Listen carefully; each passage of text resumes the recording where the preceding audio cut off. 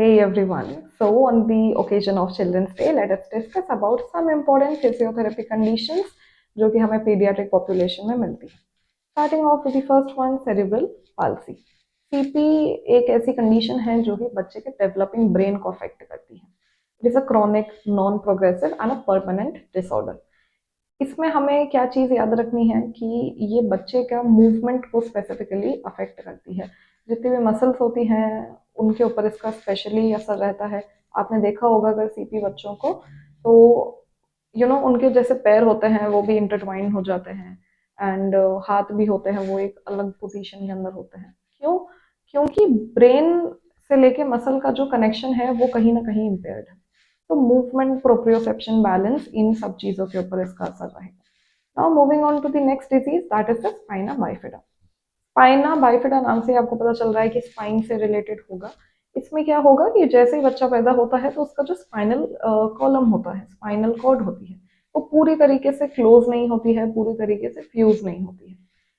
कई सारे इसके भी वेरिएशंस आपको मिलेंगे, जैसे कि spina bifida occulta, meningocele, myelomeningocele. Myelomeningocele is the most common out of all these 3 variations.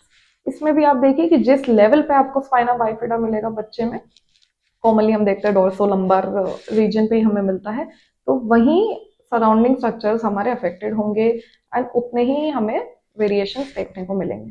जितने भी सिम्टम्स होंगे, मान लीजिए अगर लंबार के अंदर है तो आपको आसपास के एरियाज के अंदर या फिर अगर लेग्स तक भी आपको सिम्टम्स देखने को मिलेंगे, पूरे लोअर लिम्ब के अंदर, which is the most common one. Now moving on to the next disease, that is the muscular dystrophy. Muscular dystrophy एक ऐसी कंडीशन है जिसके अंदर मसल्स की वेस्टिंग होने लगती है, एट्रोफी होने लगती है. क्यों होती है ये? मेनली आप देखिए कि डिस्ट्रोफिन जो एक प्रोटीन होता है, उसमें उसका जो म्यूटेशन होता है उसकी वजह से हमें सारे सिम्टम्स देखने को मिलते हैं. नाउ मस्कुलर डिस्ट्रॉफी जो होता है उसका एक बहुत ही कैरेक्टरिस्टिक चीज होती है, that is the Gowers sign, जो आपको बच्चों के अंदर मिलेगा. एंड गोवर साइन के ऊपर मैं एक अलग से वीडियो बना दूंगी so that you are able to understand. Basically Gower sign में क्या होता है, जैसे ही बच्चा अगर नीचे फ्लोर पे है, उसको उठना है, तो वो दोनों हाथों से अपने घुटने को पकड़ेगा, उनको पीछे की तरफ पुश करेगा, उसके बाद ही खड़ा हो पाएगा. क्यों? क्योंकि उसके पैरों में इतनी स्ट्रेंथ नहीं है कि वो अपने आप खड़ा हो जाए. एंटी ग्रेविटी मसल्स जो होती हैं वो इतनी इफेक्टिव नहीं होती. Now moving on to the next disease, that is the Down's syndrome. Down syndrome के अंदर जो 21th क्रोमोसोम होता है उसका ट्राइसोमी हो जाता है, जिसकी वजह से आपको कैरेक्टरिस्टिक फीचर्स देखने को मिलेंगे बच्चे के अंदर, जैसे कि वाइडनिंग ऑफ द माउथ, हमेशा मुंह खुला रहेगा, जो आईज होगी वो एक एलमंड शेप की अलग ही आईज होंगी.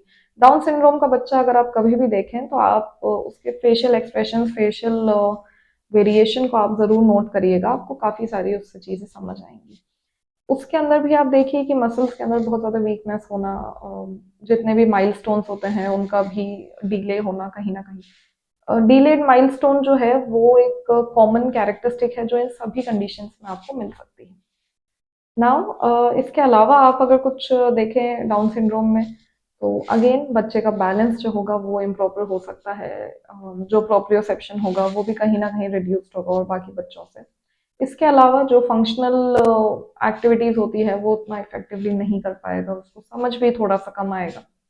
Now moving on to the next disease, that is the developmental delay. तो डेवलपमेंटल डीले का मतलब ये है कि जितने भी हमारे माइलस्टोन्स होते हैं बच्चों में, that is the fine motor and the gross motor, दोनों ही माइलस्टोन्स आपको मिलेगा कि जिस एज पे, जिस टाइम पे या जिस एग्जैक्ट मंथ पे ये माइलस्टोन बच्चे में आना चाहिए वो नहीं आएगा, वो उससे थोड़ा डिलेड होगा.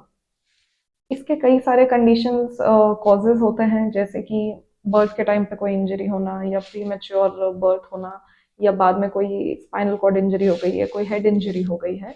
बेसिकली किसी इंजरी से या ट्रॉमेटिक एक्सपीरियंस से बच्चे में ये देखने को मिल सकता है. कई बच्चों में नॉर्मली भी हमें देखने को मिलता है कि जो माइलस्टोन्स है वो इतनी जल्दी नहीं आ रहे, लेकिन कई सारे क्राइटेरिया हैं. अगर बच्चा को हम असेस करते हैं तो उन क्राइटेरियाज के हिसाब से हम देख सकते हैं कि बच्चे में डिले हो रहा है या वो फिजियोलॉजिकल डिले है. So that is all what I have for today. Thank you so much.